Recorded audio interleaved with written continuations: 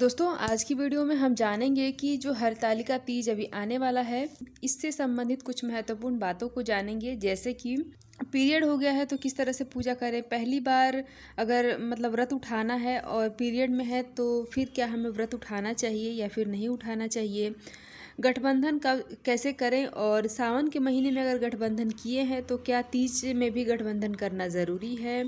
साथ ही जैसे कि बहुत सारे लोगों को प्यास वगैरह लग जाती है, तो क्या चतुर्थी तिथि लगने के बाद हमें पानी पी लेना चाहिए या फिर सूर्योदय का इंतज़ार करना चाहिए। तो इसी तरह के कुछ महत्वपूर्ण बातों को जानेंगे इस वीडियो में। तो चलिए दोस्तों बिना देरी के वीडियो को शुरू करते हैं और जान लेते हैं हरतालिका तीज से संबंधित बातों को।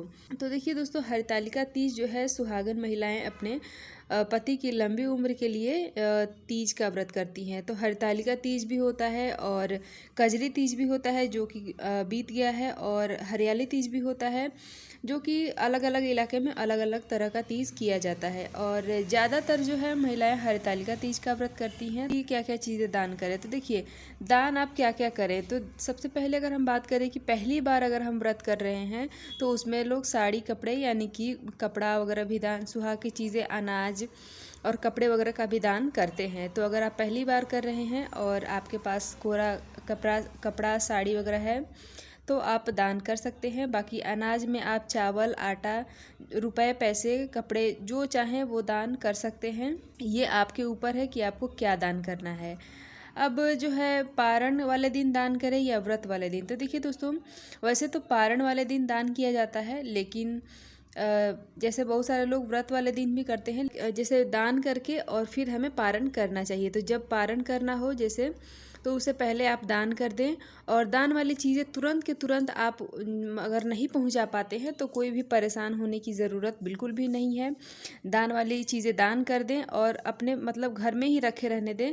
शाम को, अगले दिन या दिन में कभी भी आप जिसको देना चाहें दे सकते हैं। दूसरे किसी के घर अगर जाकर हम पूजा करते हैं तो हमें अपने घर में और क्या करना चाहिए। तो देखिए, तीज त्योहारों का दिन है, तो जैसे कि तीज का व्रत होता है, करवा चौथ होता है, तो वो अपने घर में जैसे कि परिवार की महिलाएं या फिर कॉलोनी की महिलाएं मिलके आपस में करती हैं, तो किसी एक के घर या छत पे जाना होता है। तो ठीक है, चले जा वहाँ जाके भी पूजा कर सकते हैं, जो चीज़ें चढ़ाना चाहें चढ़ा सकते हैं, लेकिन अपना घर उपवास ना रखें, अपना घर खाली ना रखें। अपने घर में भी शिव पार्वती की पूजा कर लें अपने घर में, लेकिन पूजा पाठ ज़रूर करें। ऐसा नहीं कि अपना घर बिल्कुल भी छोड़ के और सुबह से ही दूसरे किसी के घर में जाके बैठे हुए हैं। तो ऐसा भी नहीं करना है कि साल सुहाग का व्रत है तो हमें ऐसे नहीं करना चाहिए। बाकी अगर दूसरे के घर जाके पूजा करते हैं तो जो भी सुहाग की सामग्री, प्रसाद इत्यादि जो भी हम चढ़ाते हैं उसको वहीं पे छोड़ देना होता है। ठीक है, उस चीज़ों को आप घर पे लेकर नहीं आए, वो चीज़ें जो है वो पंडित जी की हो जाती है। अब जो है, बहुत सारी महिलाओं को, क्योंकि ये जो है निर्जला व्रत होता है, अगले दिन पारण किया जाता है। तो क्या जैसे कि चतुर्थी तिथि आधी रात को लग जाती है, तो क्या आधी रात में हमें पानी पी लेना चाहिए। तो देखिए, सबसे पहले है कि आपका शरीर अगर साथ दे रहा है, अच्छी खासी है, कोई तबीयत वगैरह की दिक्कत नहीं है, तो कोशिश करें कि अगले सुबह पिएं सूर्योदय के समय। बाकी बिल्कुल तबीयत खराब हो गई है, चक्कर वगैरह बहुत सारे लोगों को आ जाते हैं, तो ऐसे में वो चतुर्थी तिथि जब लग जाती है तब भी पानी पी सकते हैं, लेकिन अनाज वगैरह ना खाएं। अब है कि जो हम सुहाग की चीज़ों अपने लिए भी चढ़ाते हैं और सुहाग की चीज़ों का दान भी करते हैं, तो जी बिल्कुल आप किसी को भी ये दान की चीज़ें दे सकते हैं। अब है कि क्या हमें मेड को, यानी जो घर में काम करने वाली बाइयाँ आती हैं, तो क्या उन्हें दान की चीज़ें देनी चाहिए या नहीं। तो देखिए, वैसे तो दी जाती है अपनी ननद को, और अगर ननद नहीं मिल पाते हैं तो अपने से बड़े सुहागन महिला को दे सकती हैं या फिर पंडित जी के यहाँ भी दे सकते हैं। तो कुल मिला के ये है कि कोशिश करें कि मेड को ना दें, क्योंकि बहुत सारे हम नहीं जानते हैं बाकी सारे को किस तरह से कौन यूज़ करेगा सुहाग की चीज़ों को। तो इसलिए हमें जो है कोशिश करें कि अपनी ननद को दें, या फिर अगर कोई भी नहीं मिल पाता है ना, तो सुहाग की चीज़ों को अपने पास ही रखे रहें। जब भी घर में बहन बेटी आती है तो विदाई के समय उन्हें कुछ न कुछ कपड़े, रुपए, सिक्के, सिंदूर, बिंदी, महावर तो हम देते ही हैं, तो वो दान वाली चीज़ें भी आप उनको दे सकते हैं। तो इस तरह से भी आप कर सकते हैं, लेकिन खुद यूज़ ना करें। अब है कि क्या पीरियड में हमें किस तरह से व्रत करना चाहिए। तो देखिए, पीरियड में जो है आप व्रत कर सकते हैं। जैसे कि पहले साल अगर उठाना है तो बहुत सारे लोग जो है नहीं उठाते हैं कि पूजा तो करना नहीं है तो व्रत उठा के क्या ही करेंगे।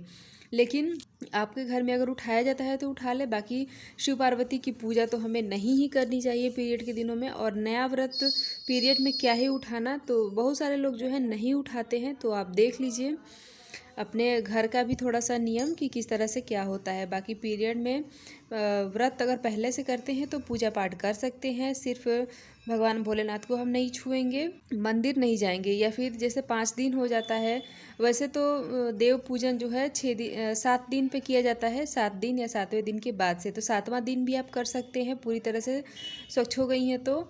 और या फिर छठे दिन से भी आप कर सकते हैं। जैसे कि छठा दिन आपका तीज का दिन है, तो अगर पूरी तरह से साफ स्वच्छ हो गई हैं, बाल वगैरह धो ली हैं, तो आप शिव जी की पूजा कर सकती हैं। बाकी अगर 6 दिन से कम हुआ है तो आप माता पार्वती की ही पूजा करें।